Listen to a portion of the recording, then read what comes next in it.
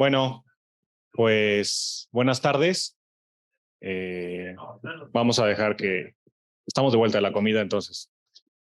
Pero bueno, este es el plato fuerte, ¿no? Y me da muchísimo gusto, por supuesto, recibir a Branko Milanovic aquí. Y me da doble gusto recibirlo en el marco del 9º Congreso sobre México. Creo que la sociedad Isidro ha sido exitosa en estos años con el CEEY. Hemos tenido presentadores de nivel máximo. El año pasado estuvo aquí 𝙎𝙘𝙧𝙞𝙬 y ahora estás tú. Y no voy a detener en una presentación de Branko, no necesita presentación, simplemente comentar que, como la gran mayoría de ustedes saben, ya hace una semana, un poco más de una semana, se lanzó su último libro, Visiones de la Desigualdad. Ya está disponible, ya lo pueden comprar, ya lo pueden leer, y tenemos la gran oportunidad de escuchar de viva voz del autor que nos cuente, ¿no?, sobre este libro. Entonces, te agradezco muchísimo, Branko. La presentación va a ser en inglés, pero Branko me entiende perfectamente el español. Pero también las preguntas sí les vamos a pedir que sean en inglés en la medida de lo posible, ¿sí? Branko me comentó que va a hablar unos 20-25 minutos, esperando que después de eso pueda haber un intercambio con el público. Entonces, muchísimas gracias. Bienvenido, Branko.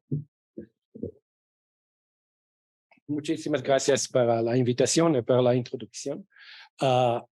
Hablo español, pero no perfectamente, pero puedo lo entender. Y por favor, si quieren preguntar al final de la presentación, pueden hacerlo en español. Pero en total pienso que ustedes inglés es mejor que mi español. Y para esta razón, la presentación será en inglés. This is a new book, as Roberto said. It was just published a week ago. It's a book about economic history, but from a very specific angle. And that angle is angle of income distribution of inequality. Now, I could go and explain in a long time that it was actually not very easy to sort of translate classical authors into the language which we use today. So I was not always translating, but I was actually essentially trying, as I say in the introduction of the book, to ask the following question from each of them. I'll tell you who are the 6 authors. The question is like, if you had an essay question of a student and you say, what do you think are the forces that determine income distribution at your time then, and how would that income distribution evolve? And the authors that I study in the book are François Quesnay, who is, I think many people believe that he was founder of political economy. Let me just see if we can move this. He's not actually here, this is like previous slides. So, but he's in the book, the chapter 1. And the next, of course, the next 3 are very sort of obvious choices. It's Adam Smith, David Ricardo, Karl Marx. So basically classical authors. Then I have, this is, as I said, not everybody who is here is in the book as well. I was just giving sort of evolution of income distribution studies. You know, you have then a period where really methodology becomes much more important. That's not part of the book. Then you have part where really the empirics become much more important, which is in the very end of the book and somewhat critically discussed. And then, of course, you have the more recent period where we have people like Atkinson and Piketty. Piketty is in the epilogue, but I really wanted to finish with the end of the Cold War. So the book really covers 200 years. Actually, conveniently enough, it starts with a, I don't know what's wrong here. Okay, I conveniently enough starts with basically Quesnay before the French Revolution, before 1789, and ends with the fall of the technically, and with the fall of communism and the Berlin Wall in 1989. So it's really 200 years.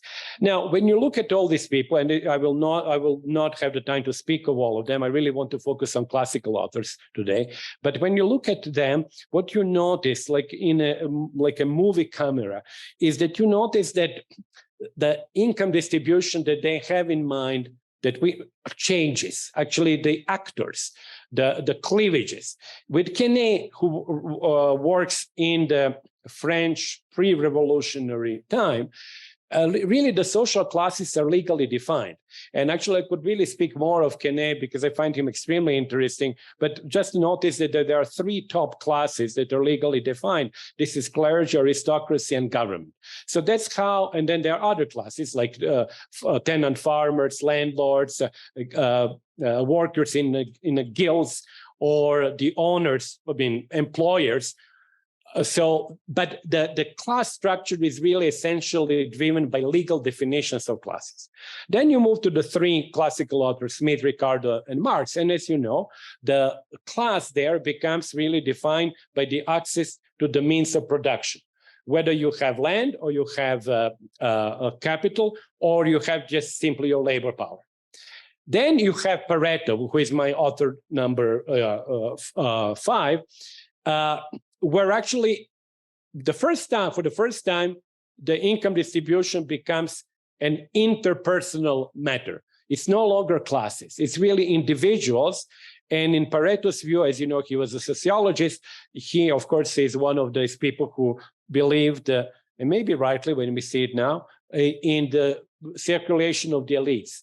And then really that becomes the elite versus everybody else. And then I come to Kuznets, who is like the sixth and the last author, who actually then divides the population essentially into the agricultural versus urban, manufacturing versus agriculture. So rural versus urban, manufacturing versus agriculture.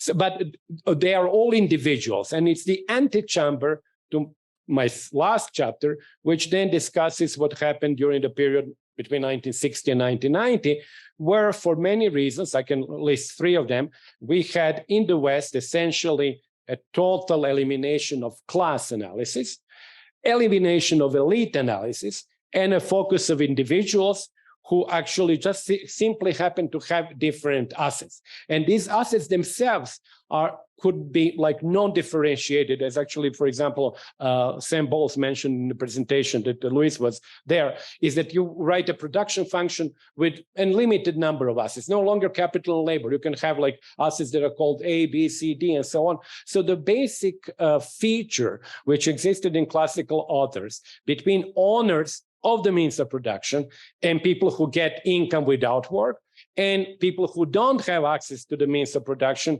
and get income only if they work, and if they work under the control of the people who have capital, that distinction totally disappears. And I will not go and speak about that, but I think actually for many people it would be interesting to read that chapter because it's the most critical chapter in the book. In the rest, I actually try as much as I can to be sympathetic or emphatic, to have empathy with the authors and to explain what I believe is their point of view. So I would like to spend more time on Smith and Marx. I'm not sure how. Okay, what I want the chapter on Smith really takes the point of view, which is quite sort of general, is to look at the theory of moral sentiments and the wealth of nations. As you know, Smith was not an extremely prolific author, and whatever lots of that stuff that he wrote, including his correspondence, as you might know, he burned before he died. So he made sure that when he was dying, that people would burn his manuscripts in front of him.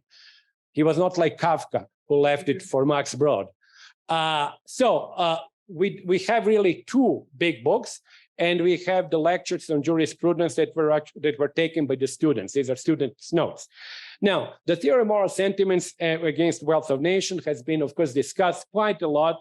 I think we are being under influence of Amartya Sen and many others, and myself, I've been under the influence of Amartya, in the sense that there was this belief that theory of moral sentiments, which is based on essential principle of empathy, is much more leftist and nicer, and the wealth of nations, which is based on the principle of self-interest, somehow is tough and harsh. And I don't think it is wrong, but when you come on a discussion of political issues, theory of moral sentiments is essentially written by a moral philosopher, sort of religious, he was either agnostic or religious, but in other words, it has a certain religious feel to it, and an implication, which sometimes really is rather obvious and sometimes even silly, that the order of things that exist in this world here is natural, and that the rich, of course, can be criticized for frivolity, for lack of education, for the way that they behave, but the justice of their position is never questioned. And it reminded me, of course, with the author that we all know for many years later. I'm now, okay, let me just move to, if I can get to Smith, actually. Okay, yeah, well, sorry. Reminding me, for example, of Veblen-like critiques, which are fun to read, but really they are not very deep critiques. And theory of moral sentiments, as I said, is not a critique of the social order, nor of the way that the rich have acquired their wealth. It is a critique of behavior of the rich and frivolity. And moreover, since it tries to present the social order as basically immutable,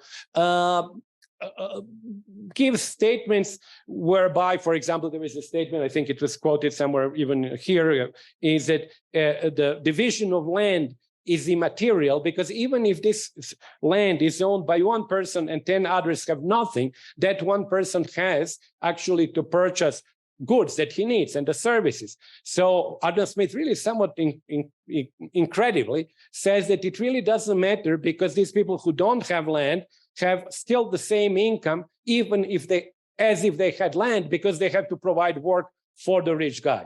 I mean, it's just mind-boggling, because it makes obviously no sense, because clearly there is a difference in income between a person who has the income from land and others who are actually working in order to get this income. Because at the extremis, you could actually argue that maybe the entire wealth should be in the hands of 5 people, because they would have to hire others. So that's actually a very unusual statement for Adam Smith, who is actually always very precise and very sort of hard, obviously very clever and intelligent. Now, the wealth of nations, in my opinion, is much more leftist, and that was actually because it is the stern realism of the really existing capitalism. And I use that word actually intentionally, the term. It was really existing capitalism where the rich people, and particularly the employers, and I'll come to that maybe in a minute, are criticized for the way they have acquired wealth and for their attempt to exercise political power. And that, I think, is quite important, because when he goes through the ways that the rich have become rich, they are really the very striking quotes, if I can just not skip them. Of course, there is the use of irony, which is, precisely because it's so realistic, it is critical and ironic also at the same time. Now, a criticism is the monopoly, collusion, plunder, invasions, colonialism, all the ways that the rich have become rich. It's what Marx later would call the primitive accumulation of capital.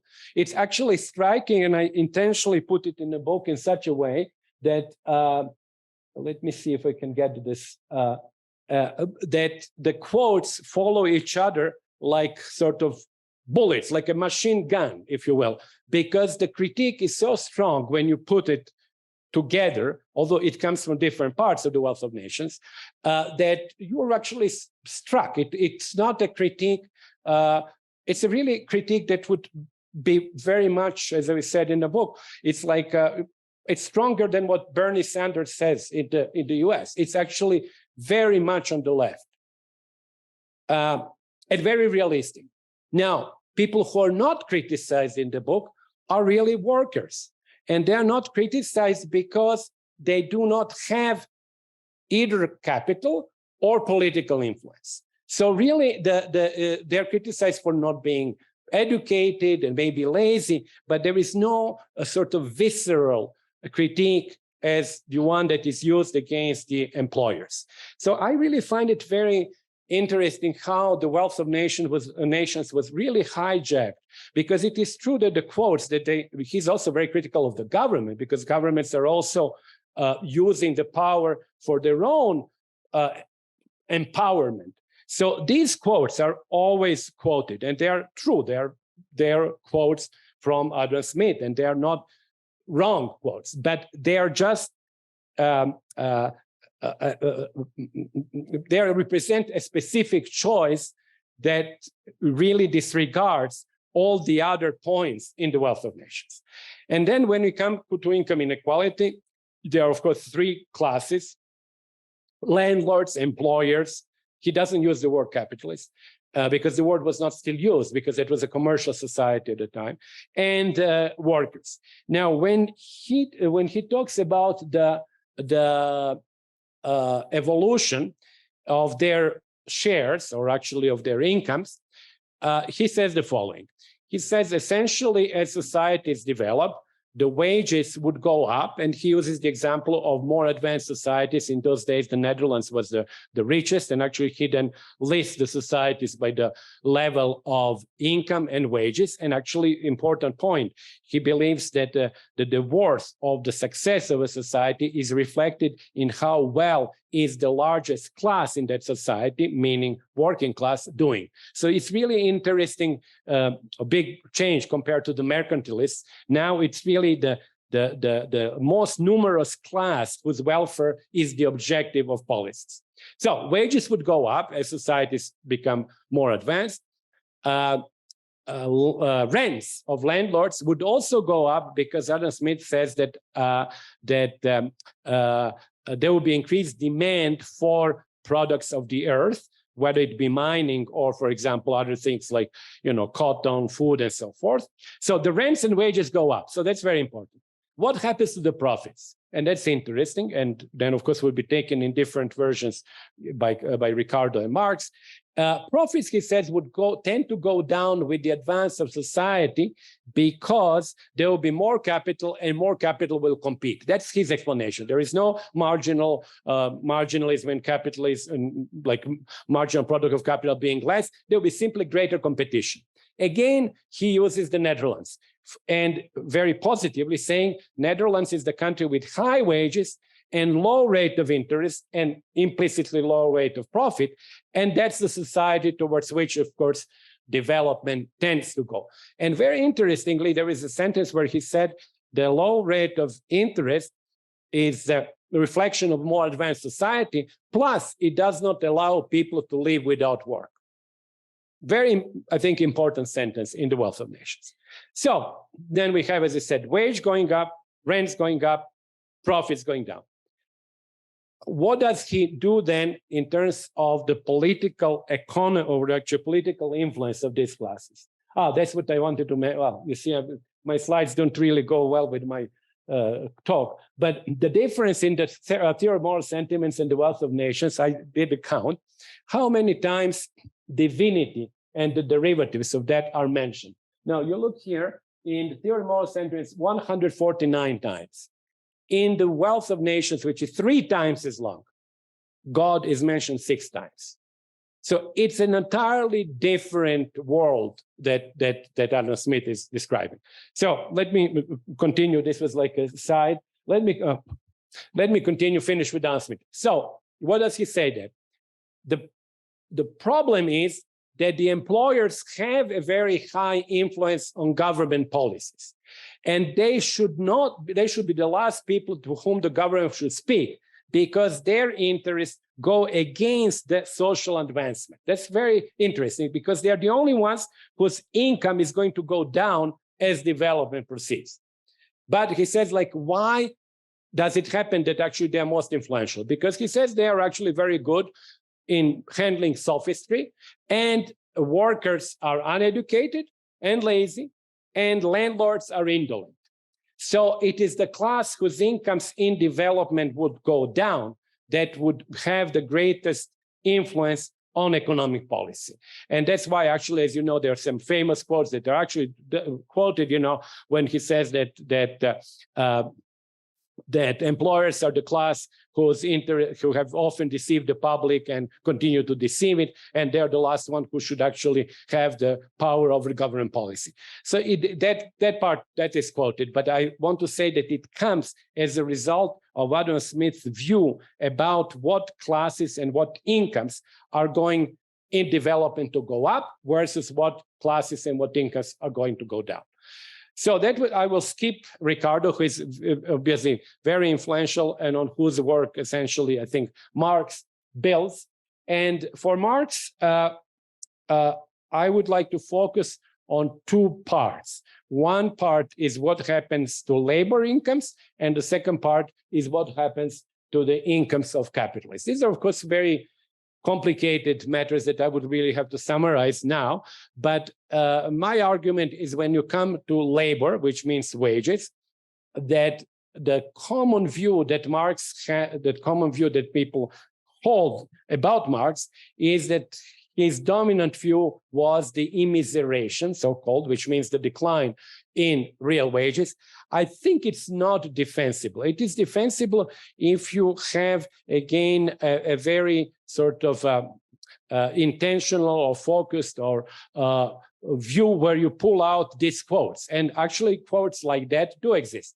But they exist in the Communist Manifesto, what was written when Marx was 30 years of age, 29 to 30, and in a couple of paragraphs in Capital. But in the rest, the possibility of actually the likelihood of real wage increasing, I think, is as frequent and actually more frequent than the likelihood of real wage going down. So let me then do the logic of this.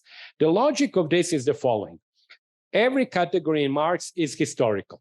And for subsistence, as he says, or the minimum wage, he says that the minimum wage has two components. One is physiological, which you can sort of say is like the absolute poverty. And the other one is historical.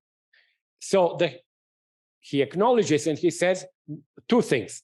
Over time, with the development, the historical component becomes more important, and consequently, the minimum wage, or if you will call it so-called quote-unquote subsistence, has to reflect that historical component and then rise with development. Secondly, he quotes in a number of cases, and actually there is a very nice, I don't know if I have it here or not, a quote on, a quote on the level of wages, where he puts the English wages at the top, then German, Austrian, Russian wages being lower. So there is a second part. First, over time, a wage in a given society goes up if there is development. And secondly, at a given point in time, countries differ by the amount of real wage in function of their development. Consequently, to believe that actually Marx held that the real wage over the long term, in a secular way, would not increase, I think is really inconsistent with what he wrote, and furthermore, inconsistent with his general view of historical change. So the only thing which would not historically change would have been the physiological subsistence. And that simply doesn't make sense, because Marx writes very clearly that our needs are historically determined. So the needs are not fixed. If you remember, there was also quite a famous quote that he says that the needs in a very primitive society are very limited, because you simply do not have a need for a cell phone if the cell phone is like 2,000 years ahead of you in terms of invention. It is simply that the needs are limited. And when society develops, the needs become greater. As the needs become greater, the minimum wage becomes higher. So that's for the wage part.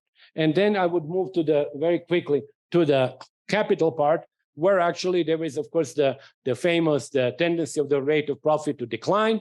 And that here is the formula, but the formula essentially depends on two things. The denominator is the organic composition of capital, which is the ratio between constant and variable capital, which increases in development, which is not really surprising. Actually, everybody agrees. Neoclassical terms will see that K over L is going up in development, and actually it does go up with development. So the denominator goes up.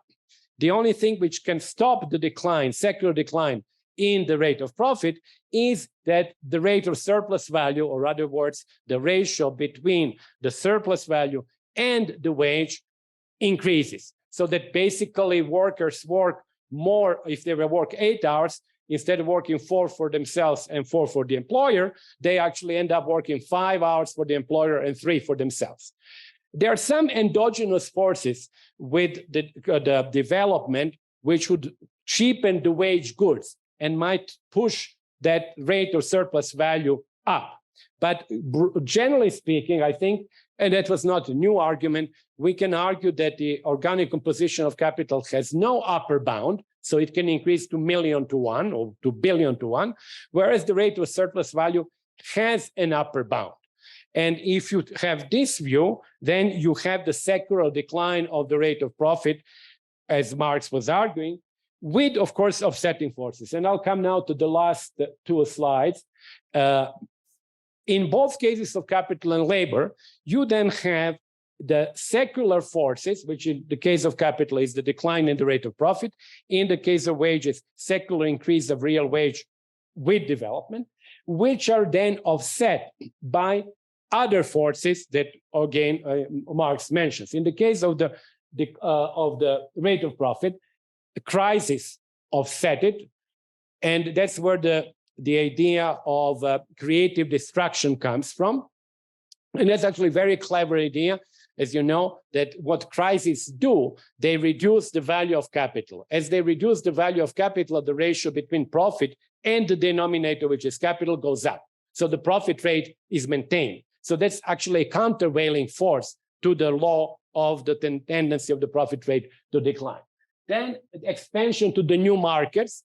That's actually either geographically, or I think which makes more sense, it's actually to new activities. I will not go over that, but if you do expand to Airbnb and to Uber and to Lyft and to other things, you have created new goods, and the existence of these new goods and technological innovations would keep also the profit rate up. And the third one is interesting, is the concentration of capital. That comes from the fact that Marx argues that larger capitals have the advantage in reducing the unit cost of production. Consequently, they would always beat smaller capital, and small capitalists would actually basically lose out. And that would mean that there will be concentration of capital, and there would be obviously higher inequality due to that concentration of capital. But these are the offsetting forces. What are the offsetting forces on the labor side?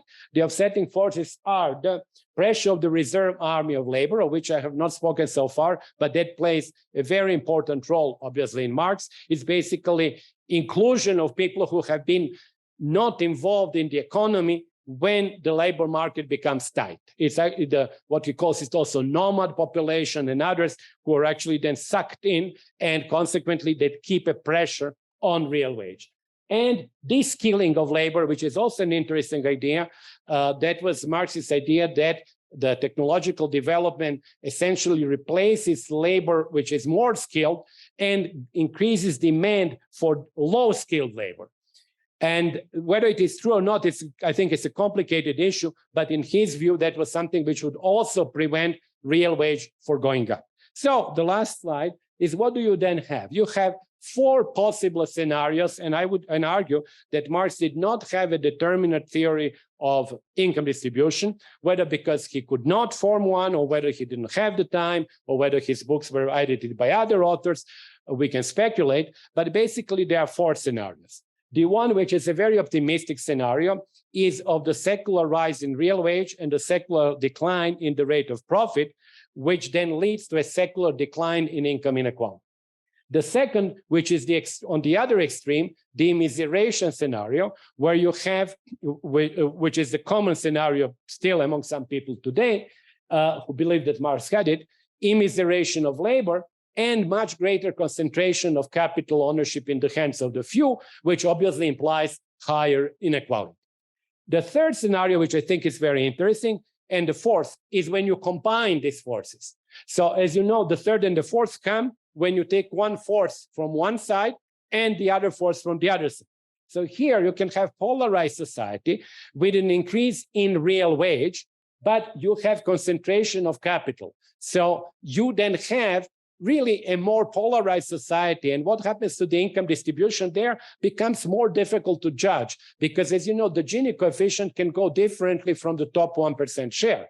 So in this case, with concentration and increase in real wage, you might actually have greater share of the top 1%, but not necessarily greater inequality measured by a synthetic measure of inequality. And finally, you can have a regressive society where you then have both the immiseration of labor and the decline in the rate of profit. Well, that's an interesting society because by definition, it needs also to mean, it means that the value, total value added has to go down. In which case, of course, this is a society who has a negative rate of growth, and that will become probably also more unequal society, although it's very hard to say because both capitalists lose and workers lose. So I think that I'll finish with that. I think that with Marx, you can make 4 different scenarios. I tend to privilege the first one, which is an optimistic scenario. I don't think that it is provable that it is really the view that he held, because he was at the same time a political activist.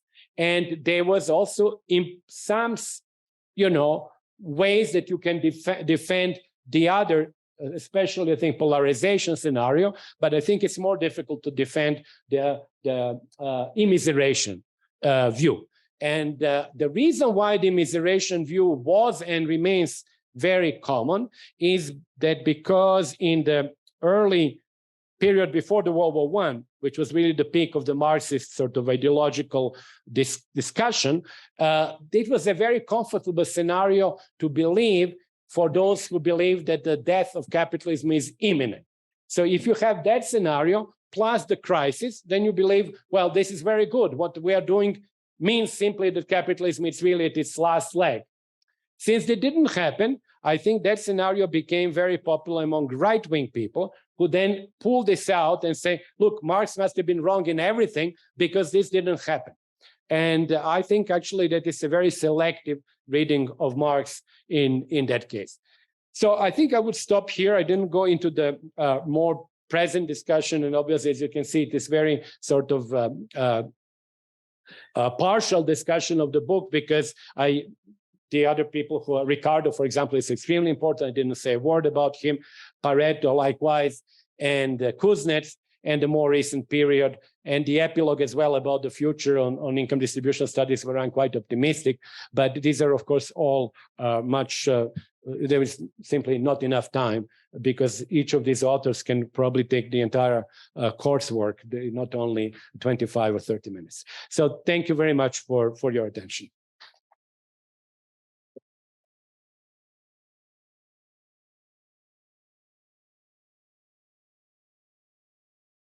Thank you very much, Branko.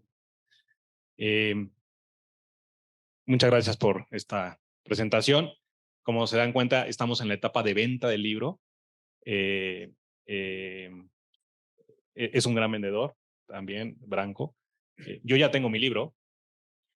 Entonces, digamos, yo ya no tengo justificación para no leerlo. Le decía a Eva que está medio mandado a hacer para que hagas el curso sobre el libro, ¿no? En la escuela. Y yo también estoy en etapa de venta. Tengo que aprovechar, mencionar, que es algo que no dije al principio, que la presentación de Branko se da en el marco de un seminario permanente que organizamos distintas iniciativas, o sea, sobre México mismo, el CEEY, el Departamento de Economía aquí, junto con el EQUIDE, que está de cumpleaños con sus 20 años. Y la presentación de Branko no solamente está disponible aquí presencial, sino que está online.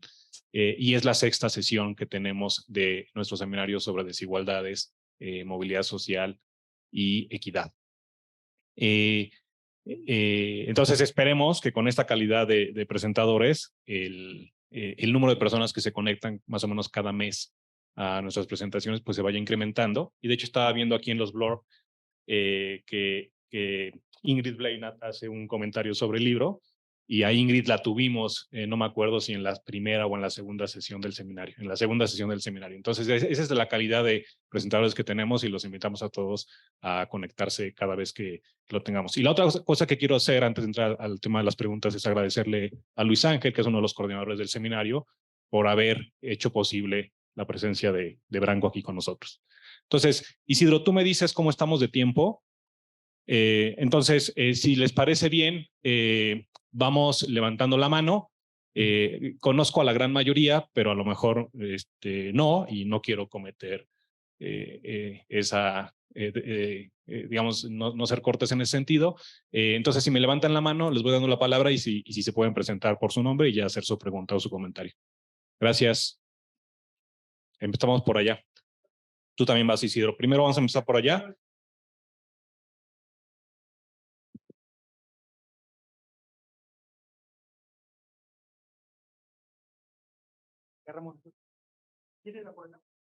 Aquí, de este lado.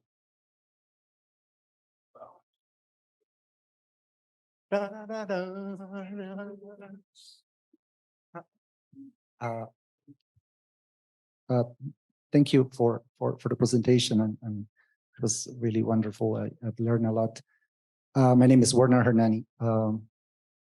One question I got is, you're compounding technology and capital, and in this new era, many people are trying to decompose and said, okay, there are returns to technology and there are returns to capital, and there's kind of a new class who have access to technology world in the world, and another which are the old monies who have access to capital. So how would that fit within your framework?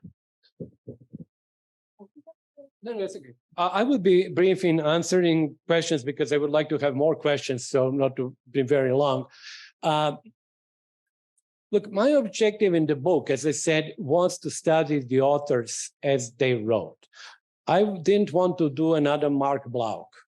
I didn't want to look at them from today's perspective. I wanted to look for them from the perspective of the time when they wrote. And if I were to do it differently, it's like a different perspective, yes, then there are many issues. Like, obviously, technology doesn't play the role then that it plays today. An implicit view is technology plays a little bit more role in Marx because it's embodied. It's like a embodied technological development in more capital. But, it doesn't play much of a role in Smith. So I think I totally understand. I think I understand your question, and it's a well-asked question. But I don't think that for them, technology, especially the separation between technology and capital per se, played the role that it plays for us. Isidro, tomamos la tuya, Isidro. Sí, no, estaba pensando si uno no puede leer este cuadro como Piketty. Sí, sí. The breakdown scenario is history, ¿no? Until the Industrial Revolution. The optimist scenario is post-war war. Yeah. And now we are in a polarized society. No, I actually think that this one is, yes, there are some similarities certainly with Piketty. I think there are similarities with Piketty. It's he derived it differently. He works from the neoclassical framework. He said he had never read the word of Marx before the Capital in the 21st century, which I think is true. But afterwards, he has read. But yes, there are similarities there. Actually, there are three things that I think Marx argued, and I think they're quite clear. The first is increase in real wage, which I think is somewhat debatable, which I said. The second is not debatable, decline in the labor share. I didn't talk about that, but the decline in labor share. And that's actually the same as Piketty, decline in labor share. And the third one is the tendency of the rate of profit to go down. So there are, I think, three things which you can also put in the neoclassical framework, and they fit there. Por aquí. Adelante. So a very well-established idea in political economy, to which I think you have contributed very much, is this idea of inequality between nations sort of like decreasing and inequality within nations increasing.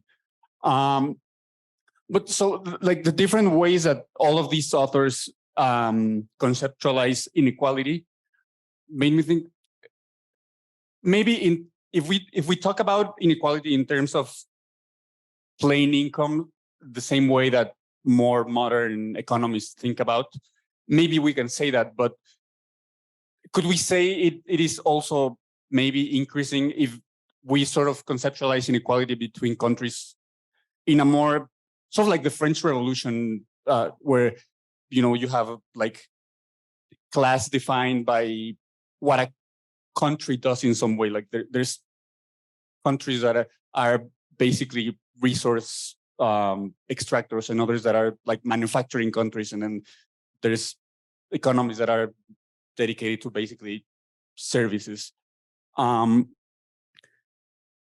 Is that a way in which one could say maybe there is more inequality between countries than if we just look simply at incomes?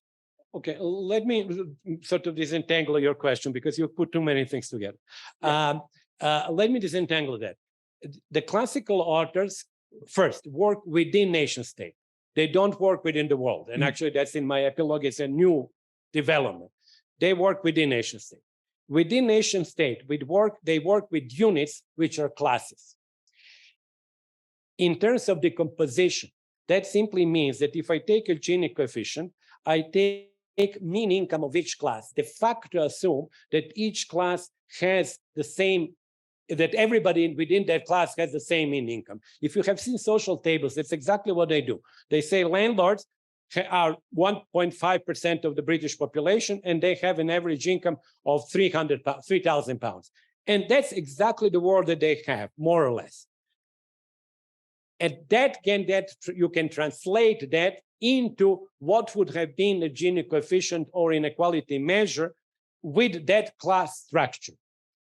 But the world is class world divided in discrete classes. With Pareto, as I said before, individuals come to the stage. What you introduce is yet another distinction, which of course they don't have, except if I had wanted to do that, I could actually introduce Marx in that last part, because Marx is the only one who, because of the development, he's writing that after Capital was published, he sees the problem of the world and globalization for the first time. That doesn't mean, of course, Ricardo writes about trade, but trade is not globalization. Smith writes about differences in income between the countries, including Mexico, by the way, which is mentioned there. Interesting, one small detail that I remember, not very good for the pre-Columbian civilizations, when he says there was not a single manufacturing good which was provided by the pre-Columbian civilization. And he has a view of the world, but only Marx, towards the end of his life, realizes the issue of globalization. And that's why I didn't go into that, but I think this is a new issue. It's a little bit like the question about technology. They didn't deal with that. But if I wanted, but it would really kind of deviate from the idea of the book, I think one could actually discuss more of Marx, his view on China, India, Russia, transition of socialism without going through capitalism. So really globalization starts playing a role there. And within country inequality, as you were saying, yes. Por aquí, ¿alguien levantó la mano? Yo tengo algunas preguntas, pero más hasta Branko, el autor, que el libro, digamos, ¿no? Adelante. Ahora cuando escribiste el libro, ¿qué pensabas cuando escribiste el libro? ¿Este libro era para ti o era un libro que pensabas que iba a ser útil en una clase de historia del No, es un libro para mí. And actually, I wanted to say in the beginning, but I didn't. I wanted to take, if you have seen, some of you might have seen the German movie, which was The Life of Others. The very last scene is actually when the author goes and buys the book, and they say, okay, should I wrap the book because is it like a Christmas present? No, he said, it's a book for myself. So basically, I wrote it for myself, and I wrote it mostly during COVID. And it was fun to write it. You know, as I said, maybe before we talked, one omission, and I mentioned it in the book, is the structuralists.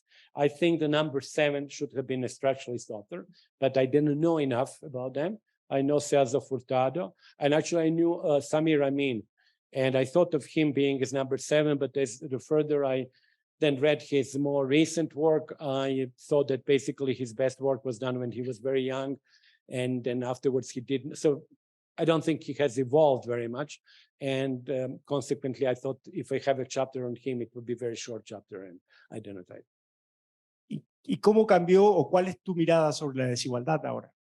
¿Cuál es tu explicación de la desigualdad? What is the implication for the? Sorry? I'm sorry, what is it? No implication. Your understanding of what is inequality now? What are the causes of inequality? The inequality that we are living now.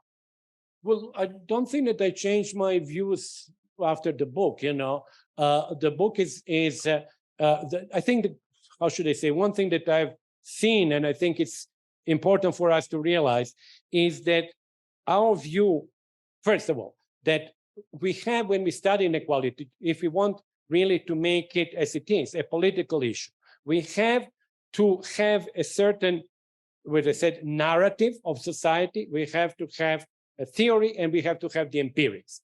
The problem with the 70s to 90s was that the empirics were very strong. Theory was really fanciful because, as I was saying, it was a theory which basically disregarded any power and political differences between people, and there was not much of a narrative. So that was what I actually take from the book, is that if we want to make income inequality or income distribution studies salient, we have to acknowledge the political dimension, but that political dimension changes with evolution. As I said in the beginning, for Quenet, it was legal groups. For the 3 classical authors, it was classes in relation, defined as relation to the means of production. For Pareto, elite versus the rest. For Kuznets, as I said before, agriculture versus manufacturing. But nowadays, it could be the issues like racial discrimination, gender discrimination, and I think class discrimination, class differences. But we cannot, if we want to make income distribution studies relevant, we cannot ignore the dividers between people, the dividers which have political connotation. So for me, this is the biggest lesson of the book, is that you change the view of what is the marker depending on the society that you live. If I had here, for example, somebody from the US South or Brazil during slavery or Rome, I think the main marker is slavery, but it was not a relevant marker for Marx or Ricardo or for us. So it's really, I think, that historical evolution where you have to look at income inequality as always a political issue with markers being defined by the level of development or the feature of that society. De hecho, aquí va Luis. ¿Tú tienes levantada la mano, Araceli? Perfecto. Luis. Just following on this last subject that you mentioned, when you put together all the authors that you studied, you see a change, for example, in how capital is actually defined. So capital for the classics is something, and capital income is derived from the ownership of means of production. But then we go to Piketty, and capital is wealth. And yes, capital incomes then right, are not necessarily attached to the production right, sphere in classical terms.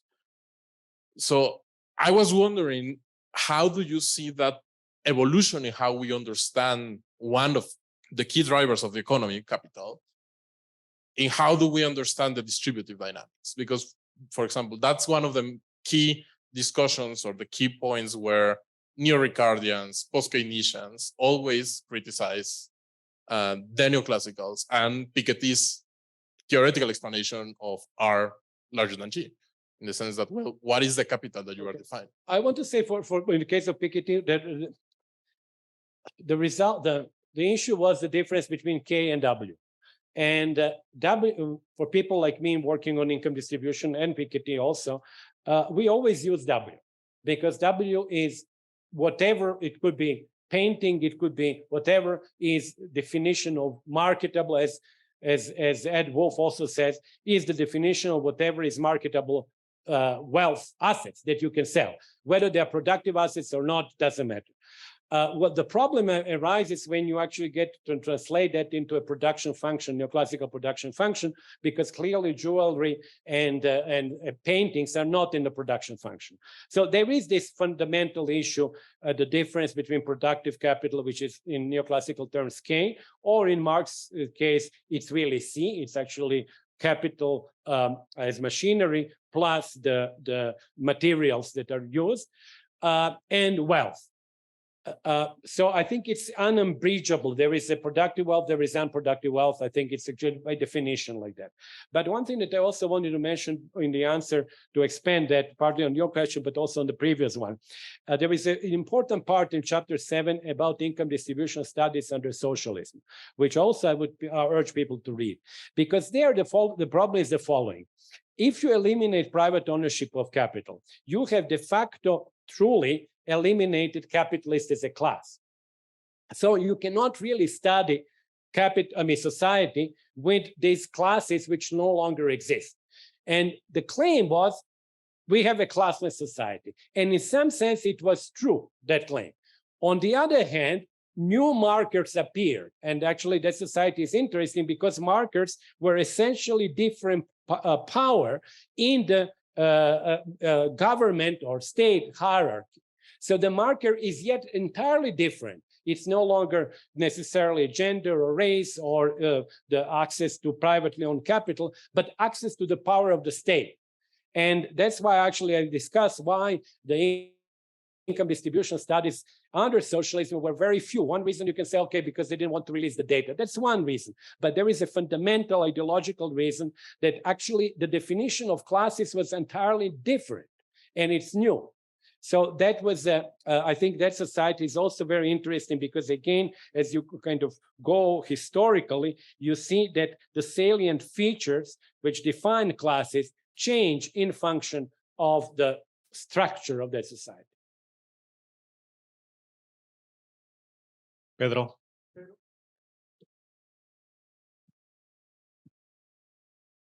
Hi, first of all, thank you for the presentation. It's been a pleasure to hear you talk about the book, so that's great. And I want to ask something that goes hand in hand with all of what you've been saying.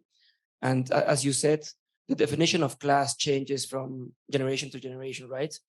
And another important part of inequality is the intergenerational transmission of these inequalities, right? And how do these different class structures actually translate into more or less inequalities for the next generations when we do change the definition of classes in each generation? I'll have to sit down. Yeah, well, you know, I didn't deal with that. It's actually it's yet a different issue. You know, if we had more data and if we could actually study the intergenerational transmission of inequality in the societies of the 19th century, I think we would be able, and there are some attempts, I think, to study that recently. We would be able to say more about that, but it is not an issue that I actually could deal with. And as you know, in terms of empirical information, actually, probably Miles Korak spoke about that when he was here last time, but it is something new. You know, we didn't have intergenerational or longitudinal studies for a long time. So it's empirically a different issue. Había una por acá, Isidro. Aquí está. Tip. Okay, thank you for the presentation. You talk a lot about elites and the poor. Can you say something about middle class, its evolution, or something general, please? Not really. I mean, the middle class, if you want to define the middle class, first, the definition, obviously, the middle class is so complex. But if you define the middle class as the class with, if there are three classes, the middle class is capitalist. In Ricardo, the middle class is capitalist. So, you know, there is no, I really don't think that we can, when we speak of classical authors, that we can speak of the middle class. Well, there just ain't middle class.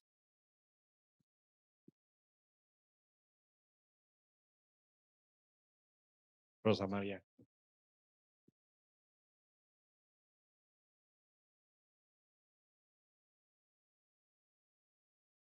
Dos. This is affirmative action. Yes. Muchas gracias. Lo voy a preguntar en español. Una primera pregunta, tratando de entrar al tema de desigualdad fuera de la economía, más bien con una mirada social. Comencé a revisar alguna bibliografía hace muchos años y encontré un libro que en ese entonces acababa de salir de Sundrum. Y Sí, Agnos Sundrum. exacto. Y me llamó la atención que en las primeras páginas lo que decía es que no hay una teoría sobre la desigualdad. Entonces, mi primera pregunta sería si usted cree que la hay. Y la segunda, y siento admitirlo, pero no entiendo esa clasificación. ¿Cada cuadro es escenario o es un tipo de sociedad? Porque los dos de arriba se llaman escenarios y abajo es una sociedad y acá también es una sociedad. Y por cierto, si tendría usted algún ejemplo de una sociedad regresiva, porque en todos los otros hay un ejemplo, pero en ese no. Gracias. On the first question, I would agree, actually. And actually, I know what book you're referring to. It was first a very long paper about, it starts with Ricardo's, I think, the most important, the motto of the principles. I would say no, there is no theory. And I think there cannot be a theory because, and precisely if you look at my book, there cannot be a theory because societies are different. So the theory of the pre-revolutionary French society cannot be the theory of the United States today. You know, it's just a different society. We cannot even have a theory of a capitalist society because China, as you might know, my previous book, Capitalism Alone, is the capitalist society by all standard Marxist markers. But it has different rules. So I think that really there is no single theory. But on the second question, you made a very good point. I haven't noticed that it was one is society and other is scenarios. Maybe I was first impressed because I really didn't, I had to very much deny that the breakdown scenario is the only scenario. But indeed, they're actually, let me see, is the breakdown scenario of a society? I'm not sure. So I have to think about this. It's actually, but it's a very good point. Now, for the last regressive, I intentionally didn't want to put any like country there. You know, you can say Argentina could be there. But it's not, you have to have a decline in GDP per capita on a secular basis in order to have something like that. Yeah. ¿Otra pregunta? Sí, ¿cómo ves? El dueño del micrófono. No veo a nadie levantar la mano, con gusto. Adelante. Con gusto. ¿Cómo ves la desigualdad en los próximos 30 años? ¿Tenés la visión de Piketty de que va a ser increasing polarization y la economía política va a estar dominada por ese 0,001%? In the last, the epilogue, I actually am very optimistic about income distribution studies. First of all, I think that our scope has expanded tremendously with globalization. The question which was asked before, because really we now can study inequality in the world as a single unit. And it does have many implications, including and you were talking about intergenerational transmission, including the fact that inequality of opportunity is largely determined by where you were born, because the gaps between nations, although they are decreasing because of China essentially, are still enormous. So it's an entirely new area of studies. Then I think that we have actually Piketty's work, which I think is very important. And we also have social tables, which now we create for the past societies, which now enable us to study inequality in the 19th and 18th and 17th centuries. And even there was a recent paper by Guido Alfani about the Aztec Empire, for example. So these are really major developments. So I'm in that sense very optimistic, and we have much more data. And since inequality is by definition heterogeneous stuff, because it's very only inequality because your income is not the same as mine, and we have information about that, it's actually being done now with much more data-intensive empirical work. But when you ask me about like what do I expect developments, let's suppose in the rich world in the next 30 years, it's a very difficult question, you know. The facts are complex. You know, we now have in the UK decline in the inequality. Like over the last 15 years, there was a same level, and then most recent. Some of that was due to COVID. US actually, if you want to make people upset, you can tell them that the largest decline in US inequality in the last 50 years happened under the last year of Trump administration. They would not believe you, but it's true because of the large government transfers linked with COVID. Okay, this is like a discrete stuff. I think it's difficult, and especially difficult, and I will talk more about it in a different occasion, when you look at the current situation where you have de facto trade war between the US and China, which would affect growth rates and distributions in the two countries, war in Ukraine, and now the war in the Middle East, and COVID. So how do we can project what will happen to inequality in the US? I really honestly don't see. We can, for the secular forces globally, yes, we can say that China's role is no longer crucial because it has become sufficiently rich country, and the whole thing globally depends now much more on Africa and India. But this is secular. But what will happen in the next 3 or 4 years, I don't think anybody has any idea. Por aquí hay otro. Ahora sí vas tú, Araceli. Y por aquí luego tenemos una pregunta. Sorry, I didn't want to ask because I didn't check the book. So I don't know whether that's in the book is a question. No, nobody has read the book. No? Okay. So in the Winter School of Equinet, of this network of inequality, many of the researchers are trying to find not the macro inequality, but why the micro inequalities exist. And there are many experiments on why societies care about inequality. And in these experiments, when you play, if you get some income, and would you give something for other people to be better or to be equal to you, you can see that in Scandinavian societies, people care and people give. And it's more equality in these societies, and in the United States or more capitalist is like the American dream. You get what you work for it. So people don't care. I work for it. I deserve it. I don't care about you. So I don't know if in your book you have descriptions for caring inequality in the society. No, the quick answer is no. That's not at all in the book. And certainly there were no empirical studies of that nature with Ricardo or Marx. But that's another methodological issue, is whether, and I don't want to go into that, I have not worked on that, but they have a very, how should I say, skeptical view on these studies. I believe when you can study, when you actually observe certain behavioral patterns, but not in games.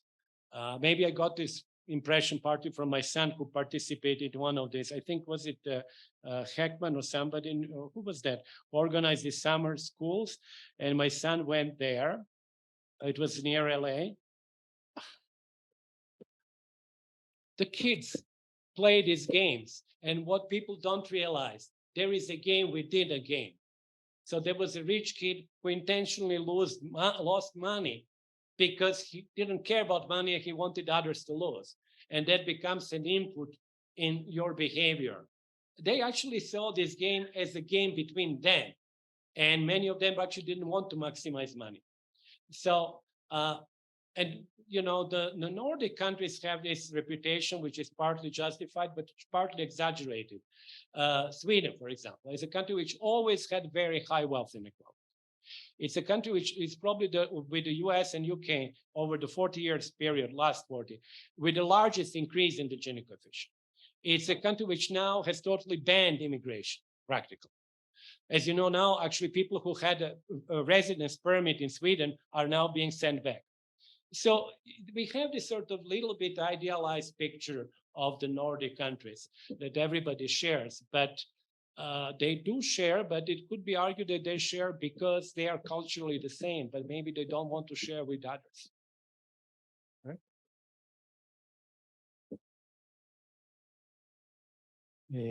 Hi, thank you very much for your presentation. It was very interesting. My question is, what could be the role of the society and the access of the society to information and knowledge of inequality, and staying in one or other scenario in historical terms, but also in these days? What is the role of the access to information to the people in reducing inequality?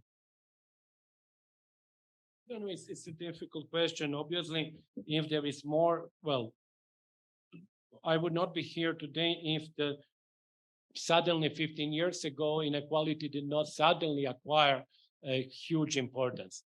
I think that before that, inequality really didn't play much of a role, certainly in the US. I remember when I was first time publishing that actually there was no such, in the journal of economic literature, you did not have the entry for income inequality.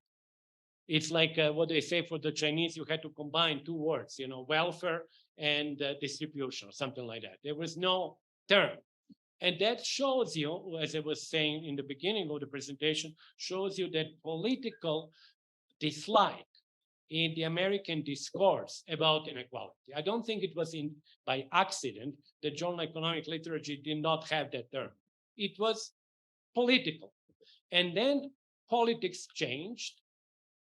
What are the reasons for that? It's a different discussion. And that became a very common word and everybody is talking. So obviously, without acknowledging that and accepting that, we cannot change things. But obviously, knowledge is important in that respect, but it's not sufficient. Political decisions, I think, are quite important. Luis? Going back to this framework, something that I was thinking just hearing you in the presentation of the different determinants of each state is, well, perhaps a regressive society adjusts to, and now I would like to put in the framework not your previous, but the previous book, The Global Inequality, that the regressive society is kind of a political 𝙎𝙚𝙨𝙞𝙬𝙪𝙖𝙧𝙞𝙪, in the sense that you could characterize that as, for example, Latin America in the 80s, or Greece after the debt crisis in the 2000s. And what is, so in the sense that you don't get the technology prediction that many people said that you could derive that scenario from Marx. But certainly you can get that the political forces that shape the distribution, as you said, the political determinants of a 𝙎𝙚𝙨𝙬𝙀 can throw you into a regressive society. So I would like into the last one. Yeah. Yes, I really think that I think the usefulness of this quadrus is that they make us think first that Marxist approach was not, as a commentator to my book rightly said, sort of narrow Victorian deterministic. I think it was probabilistic. I think it was probabilistic not because necessarily Marx thought in those terms. I think because he just was not, the theory was not completed.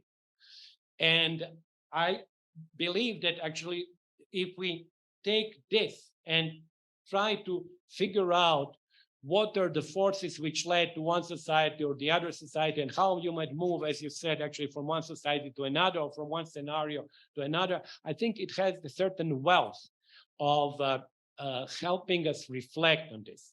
As you said about Greece, for example, you can also say that, well, that's a difficult one. You know, this regressive society, to some extent, were also the transition societies to capitalism. They had a decline, like Russian decline in value added was greater than the US decline during the Great Depression. But then they had a huge concentration of profits and immiseration of labor. So I think playing these things would actually enrich our perception, but I have not done that sufficiently, I have to say. Rafael. Sí, muchas gracias por la presentación y el libro. Creo que todos estaremos muy emocionados para leerlo pronto. Mencionó en un momento que la distribución del ingreso siempre pues, va a ser un tema, un fenómeno político ante todo, y que depende de cada sociedad y cada momento histórico en el que nos paremos. En ese sentido, mi pregunta es si en el epílogo del libro o en estas consideraciones más contemporáneas se toma en cuenta el papel de bueno, una creciente literatura que hace más referencia al crecimiento del sector financiero y el crecimiento de la influencia que está teniendo este sector de manera contemporánea en los principales problemas que estamos teniendo, ¿no? En ese sentido, no podríamos entender nuestra sociedad si no consideramos el alcance y la complejidad que este sector está teniendo en nuestra vida, y si estamos sometidos cada vez a más crisis o problemas relacionadas justamente al crecimiento desproporcionado de este gran fenómeno, ¿no? Entonces, nada más para saberlo. Gracias. I mean, that's beyond the confines of the book, you know, and even my own thinking. The financialization is really, the size of financialization is really a new phenomenon. As you know, some of these activities were not even included in the definition of the GDP before. There, I think, many issues there. One is not, well, I think it goes back to the really what we define as the activities that augment the welfare. And I think that there are many, one can argue that there are many activities, Mariana Mazzucato did it in part, that there are many activities where what, I don't like this term because it comes from Ann Kruger, but they are directly unproductive activities. But I think there are actually all activities, like if you look around, you see a huge employment of labor in securities, securitization. Technically, it's really unproductive. It's prevention from, I mean, if you didn't have thieves and stealing, that activity would not exist. You know, so it's actually preventing something. It's not directly adding to anything. So, you know, there are many activities like that. And I think financial sector can also be argued. It's not to me obvious that it is really adding. It adds something, but whether it is adding like 10% of GDP, I really don't know. ¿Alguna otra pregunta? Por favor.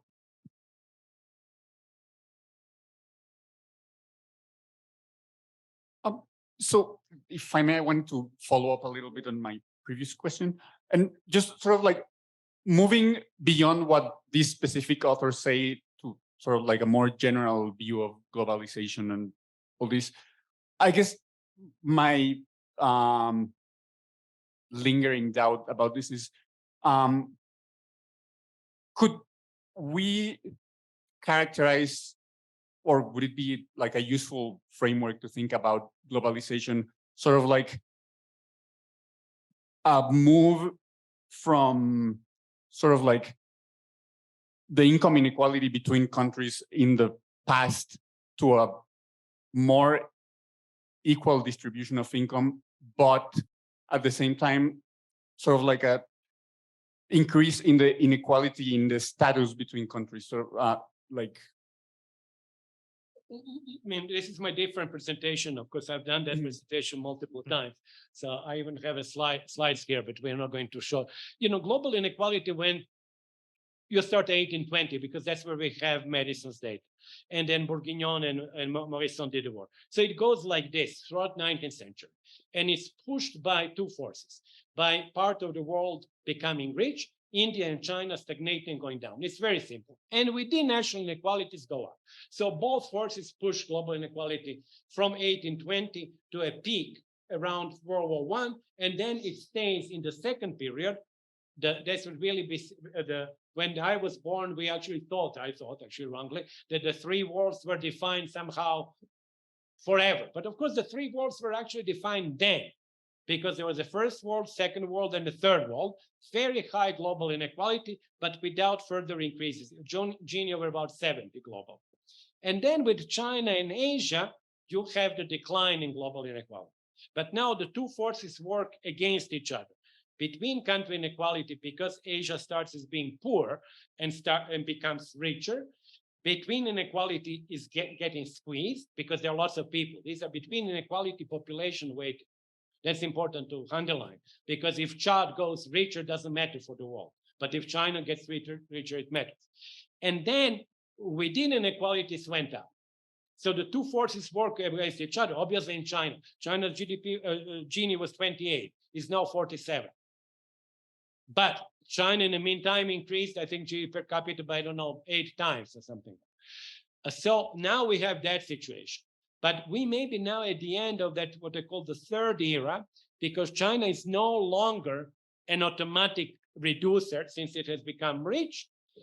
And now we depend on Africa, which has a dismal feature in terms of economic growth for now 70 years. And for Africa to move from per capita growth rate of 1.5 to 6, nobody can see this happen. So if it doesn't happen, then we would have another increase in global inequality. And you know what, last point, politically, and I want to emphasize that, and I actually do that in my recent papers, it's a political thing. When you had this 19th century increase in inequality, what did happen? Countries that were powerful, economically, militarily, and technologically conquered the world. So, you know, when you have this increase in inequality, it's not like nothing happens, just somebody gets rich, somebody is poor. It really has political implication, even at the global level. So what will be political implication of another increase in inequality? I don't know, I really don't know, but I just think that we might have come to the end of that third era, which was driven by Asian growth. Por aquí. Thank you for the presentation and a very interesting topic. My question relates to the fact that we have been thinking about or talking about the sources of inequality and how they have evolved over time. It would be interesting to know about how these authors or how we evolved about thinking about what we can do to prevent inequality. Yeah. Like what are the policies that different, how is the history of thought about the policies that different authors propose to prevent inequality or to decline inequality? And in particular, I'm interested in the role of education, because that's the first thing I used to think about when thinking about what we need to decline inequality, quality of opportunity, provide good quality education. But somehow I think that started later on than these authors, probably because of the middle class argument that there was no middle class. But also, I would like to know how you think about the role of education in the later years. Because I feel like at some point it was thought as the silver bullet, and suddenly it is not as important as it used to be in the past. Like taxation, for example, became much more prevalent. Let me answer the first part of the question because it's quite interesting, and I didn't forgot to mention that. First of all, my book explicitly doesn't take normative point of view. It's really, as I explained before, it's question like what are the forces that determine income distribution and how will they evolve? There is no normative. If I had normative stuff, I would have included, for example, Rousseau, who is not mentioned in the book. Rawls, not mentioned at all. So it's no normative. It also happened by pure coincidence. There are two authors, and I got in touch with them after they finished the books, and they finished the books about the same time as I. Daryl McMahon, who is a professor of history, and he wrote a book titled Equality, just published. And he reviews normative use of equality from the Christian writers, and actually even probably from the Old Testament onwards, and then goes through Plato, Aristotle, includes then, of course, Smith and Marx, Rawls, and most recent, I would actually really think it's an excellent book, most recent part about identity politics, racial. I think the last two chapters are brilliant. And then another author, David Leigh Williams, who is also writing now about political perception of inequality, really pure coincidence. And he also uses more or less the same people well, not, I mean, other than Smith and Marx, he's also using Rousseau, Montesquieu, and so forth. Going back to your question and answering it indirectly, there is also a place for somebody who will do policy. You know, I have not done that in the book, but it would be interesting to have a historical overview, because then you would have Malthus for sure. You would have, of course, Ricardo is to a large extent determined by policy, but you would have many other people who had, actually Tocqueville, it is not well known, but Tocqueville wrote a small booklet which was never published during his life. It's called Memoir on the Pauperism. And he went to England exactly to look at policy, because there was this question, how come that we want to copy England, liberal democracy, and, you know, not a full franchise, but large franchise, more developed country. But the poverty in England is much deeper than in France. Because, of course, as we know, you know, people were chased away from land. The French had always, after the revolution, smallholders who at least were not, you know, famished. So it's an interesting book because he looks at policies and in the poor laws. And so I think there are like lots of room for a book like that, but my book is not one. ¿Más preguntas? I think it's really interesting that we had these two other books that it's really not publicity for them, but really brilliant books on similar authors, but really from a very different perspective. Bueno, me toca a mí, ¿no? Digo, yo tengo una ventaja porque yo tengo aquí el libro. Y entonces vi el primer párrafo del prólogo y vi el último párrafo del epílogo. Y por ahí alguien preguntaba de la perspectiva y tal, y también tiene que ver con la perspectiva en términos analíticos, ¿no? Es decir, hacia dónde vamos. Y tú en el último párrafo haces referencia a esta nueva élite global, ¿no? Ajá, sí, sí. Y entonces sugieres que eso no necesariamente puede tener un efecto político en términos de la desigualdad entre países y al interior de los países. Y a partir de ahí planteas la necesidad de que las ciencias sociales se replanteen o establezcan nuevas preguntas, ¿no? Nada más que ya no nos dices cuáles preguntas son esas, ¿no? Y mi pregunta va en ese sentido, es decir, tú en ese sentido, ¿qué tipo de preguntas te estás imaginando que tendríamos que empezar a pensar algún tipo de respuesta?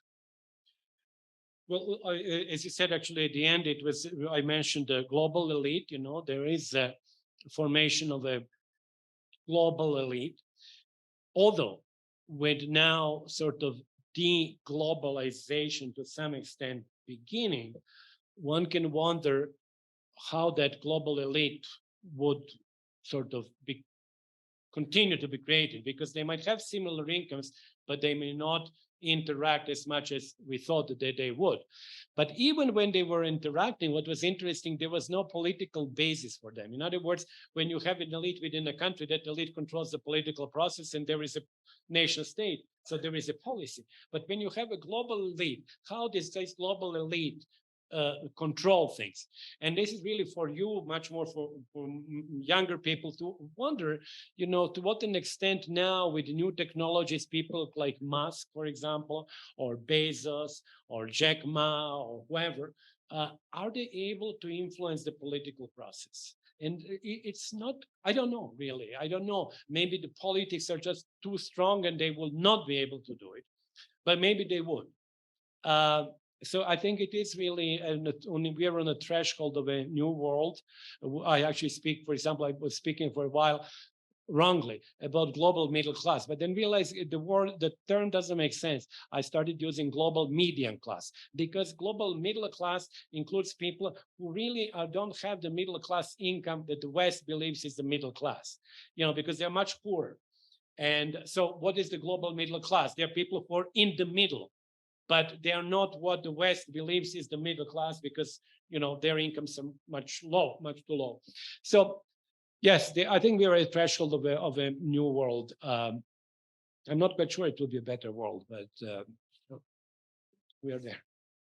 Muchísimas gracias, Branko Milanovic, por esta fantástica presentación y por tu disposición para atender toda la variedad de preguntas que hubo y mostrarnos la profundidad de conocimiento que tienes sobre esta problemática que nos interesa a todos los que estamos aquí en la sala.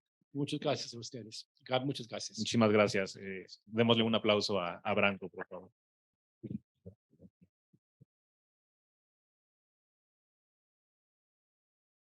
Y antes de irnos, hago mi último anuncio.